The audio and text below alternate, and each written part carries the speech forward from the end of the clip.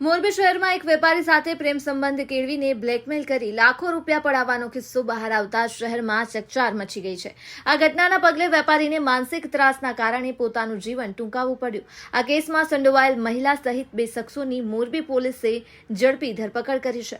Morbi DYSP Shri Jhala દ્વારા આ મામલે પ્રેસ કોન્ફરન્સ યોજાઈ હતી, જેમાં સમગ્ર કેસની વિગતવાર માહિતી આપવામાં આવી હતી। રિપોર્ટર મયુર બાબરિયા, મોરબી। ગઈ તારીખ 12/8/2025ના રોજ અશોક નાનજીભાઈ પાડલિયા રહે મોરબીવાળાનાઓએ ઝેરી દવા પી આત્મહત્યા કરેલ હતી। જે કામે તેઓ એક સુસાઇડ નોટ લેખિત મળી આવેલ હતી।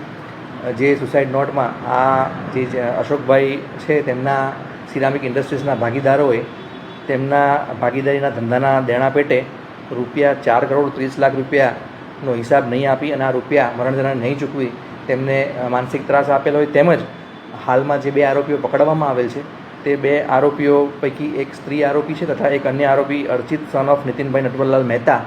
આ 2 આરોપીઓ ભેગા મળી અને મરણજનાર સાથે પ્રેમ સંબંધ કેળવી અને તેમને અવારનવાર બ્લેકમેલ કરી તેમની પાસે લાખો રૂપિયા પડાવેલ હોય, જે કારણસર કંટાળી અને આ કામના મરણજનારે ઝેરી દવા પી પોતાનું જીવન ટૂંકાવેલ હતું। જે સંદર્ભે મરણજનારના પરિવારજનોની ફરિયાદના આધારે ગુનો દાખલ કરવામાં આવેલ છે।